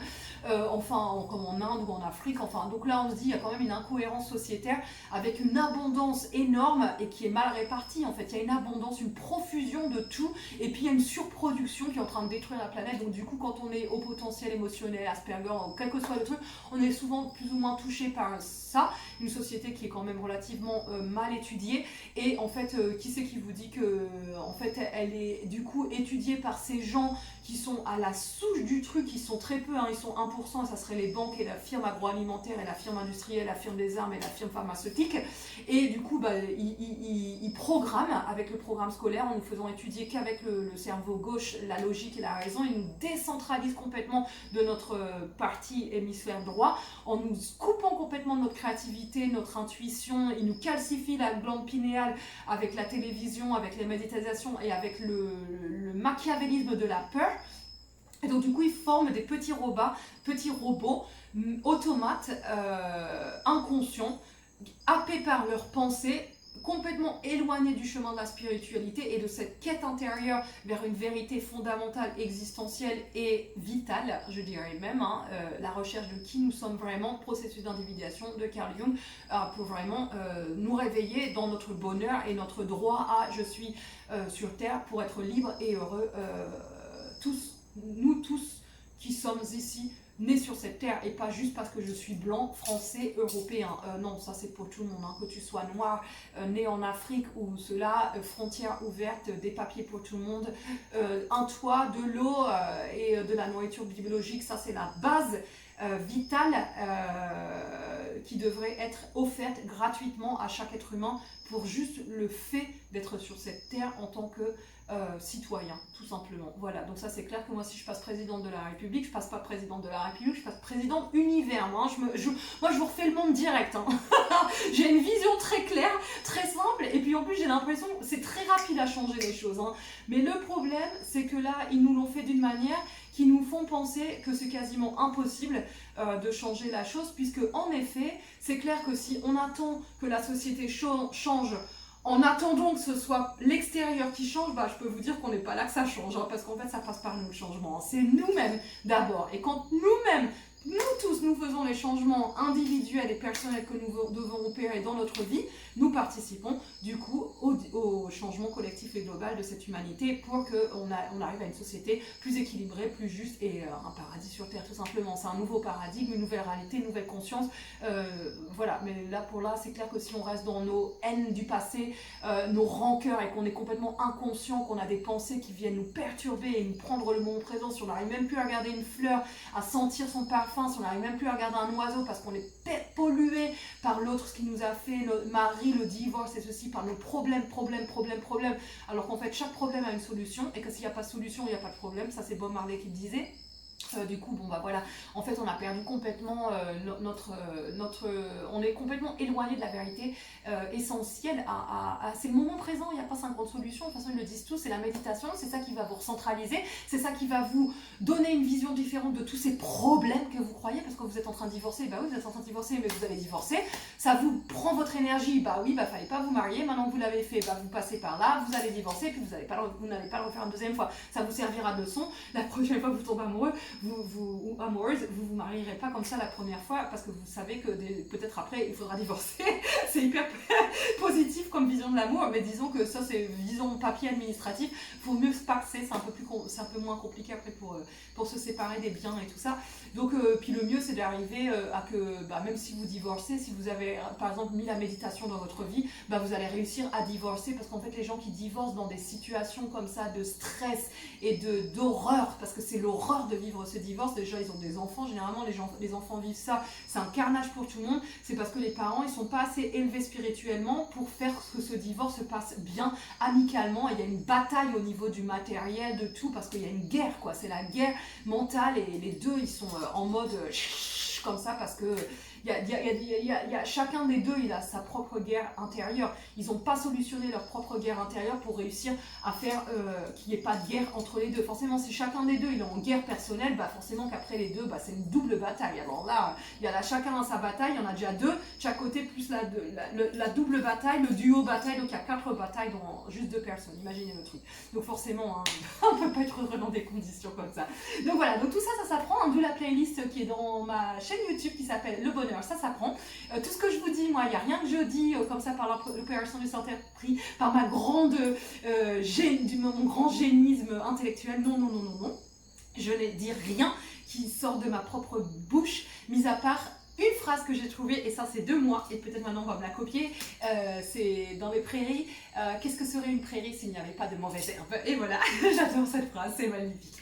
Voilà, je vous souhaite les meilleurs, et puis je vous dis à demain pour une prochaine vidéo. Je parlerai un peu plus profondément peut-être de l'épigénétique et tout ça. Là déjà j'ai bien importé le sujet, mais tout est dans la playlist, vous avez toutes les vidéos. Après moi je suis juste là pour vous offrir ces connaissances qui sont, parce qu'attention, ces connaissances, est-ce que c'est la vérité absolue, ultime, tout ça, on n'en sait rien, mais tout au moins la transformation de la réalité machiavélique à une réalité beaucoup plus zen, positive et en paix et vers un bonheur et reprendre le sourire et retrouver son âme d'enfant intérieur et je me préoccupe pas du regard et je suis qui je suis et si j'ai envie de faire ci, ça, je le fais. Du coup, ça a l'air d'être quand même pour ma part qui suis en train de le vivre et qui en train de l'expérimenter, la transformation elle est claire et nette, elle est là et oui je peux quand même garantir que là franchement je suis sur la voie du bonheur, hein. C'est ce que je disais, je suis sur la prairie, je suis en train de batailler le chemin, je vais pas bifurquer à droite à gauche, aller me prendre des ronces et des piquants et des mauvaises herbes qui vont s'agripper à moi alors que là je sais que j'ai le chemin droit qui m'amène à l'eau du puits qui est la source de ce que j'ai besoin et qui est en train de me combler toutes ces frustrations et puis qui me permet de substituer toutes les pensées négatives par les remplacer par des substitutions de pensées positives, divines et puis du coup sentir puis d'ouvrir les potentiels, sentir la force de création et puis d'ouvrir les potentiels de ça, d'apprendre 6 langues, d'écrire le livre, éradiquer le trouble de déficit de l'attention avec hyperactivité, canaliser, en fait éradiquer tout le négatif et garder que le meilleur du potentiel d'Asperger, parce qu'Asperger c'est une bombe, attention, hein. Les Asperger, là, les hauts potentiels intellectuels, émotionnels, les troubles de déficit, les schizophrènes, tout ça, une fois que tout ça c'est canalisé, je peux vous garantir que derrière ça il y a un truc de ouf hein, qui est là, latent et qui demande qu'à être exploré, hein. Ça c'est clair, hein, et ne vous inquiétez pas que ça va venir, hein, vous allez trouver, je peux vous garantir que je ne vais pas lâcher l'affaire jusqu'à ce qu'il y en ait au moins 3 ou 4 qui me commentent et qui me disent ah dis donc tu m'as motivé là, j'avais envie de dessiner par exemple et jusqu'à présent je l'avais jamais fait et ça y est je m'y suis mise et franchement je suis passionnée par ce que je fais et ouais je sens que ça me fait du bien, puis aussi du coup j'ai lu sur la méditation et ouais ça y est maintenant je médite 5 minutes par jour et tout. Je vais pas lâcher l'affaire, je vous jure je vais pas lâcher l'affaire jusqu'à ce que je suis sûre qu'il y en ait au moins même un que j'arrive à motiver sur lui ouvrir la porte du tout est possible, parce qu'en fait c'est ça que la décalcification de la glande pinéale et la pratique de l'autodiscipline dont je veux devenir plus heureuse que ce que je suis déjà, parce que je me rends compte que j'ai pas suffisamment, j'ai tout mais j'ai pas ce qui me manque quoi, et ce qui vous manque c'est la méditation, c'est vous recentrer avec vous-même. Je peux vous garantir, je vais pas lâcher l'affaire. J'irai mais jusqu'au bout. J'irai jusqu'au bout. S'il faut que j'écrive 50 livres, je vais en écrire 50. Mais je vous jure, je vais pas lâcher l'affaire. Je suis motivée à un point que vous pouvez même pas imaginer. Parce que là, on parle quand même du bonheur des gens. Donc, qu'est-ce que je pourrais vouloir d'autre de plus que de savoir que vous êtes heureux en fait. Parce que je pourrais même en pleurer tellement ça m'a fait souffrir. Toute cette souffrance qu'il y a partout quand en fait finalement on se rend compte que ça, vu que je suis en train d'expérimenter, c'est possible de l'éradiquer et puis de le transformer. En fait, c'est l'éradiquer, bah oui, parce que quand vous transformez des graines de souffrance en graines de bonheur, c'est éliminer les mauvaises herbes de la prairie, mais en même temps, tout en sachant que la prairie, qu'est-ce qu'elle serait s'il n'y aurait pas de mauvaises herbes. Donc du coup, on a besoin de ces graines, on a besoin de ces mauvaises herbes, mais après, le tout, c'est de faire le chemin dans ces mauvaises herbes pour une fois qu'elles sont là, on les connaît bien, puis le chemin il est plus facile quoi, c'est tout simplement ça quoi. Donc voilà, j'espère que cette vidéo elle vous aura été utile, qu'elle vous aura fait du bien, qu'elle vous apporte du positivisme dans toute cette obscurité, dans tous ces troubles mentaux, ce brouhaha, ce mitoté, ce chaos, cette folie humaine. J'espère que je vous donne le sourire tout au moins et l'envie d'y croire, l'espoir qui fait vivre. Puisqu'on dit toujours ça, et s'il n'y a plus d'espoir, c'est clair qu'il n'y a plus de raison de vivre. Donc jusqu'à ce qu'on est encore en train de regarder cette vidéo, on ne sait pas encore ces idées, jusqu'à ce que là, c'est la chute de film, la chute là, si tout va bien, jusqu'ici tout va bien, le pire c'est pas la chute, c'est l'atterrissage. Jusqu'à ce qu'on soit pas encore atterri, on n'est que dans la chute, et franchement, on a encore le moment, la possibilité de faire que l'atterrissage, il va pas être si dramatique si on nous met des ailes sur le petit corps, et qu'on arrive à s'élever spirituellement et à voler comme des petits anges. Au moins quand on va atterrir sur Terre, on sera avec un atterrissage beaucoup plus doux que si on se fracasse avec tout le poids de tout ce machiavélisme, de cette réalité sordide, de la manière qu'on peut la visualiser. Parce qu'en fait, si on transforme tout ça, et après, tout est parfait, quoi. C'est vraiment de l'obscurité, jaillit la lumière. Voilà, voilà. Allez, je vous laisse, je vous dis à demain. Prenez soin de vous. Salut, salut!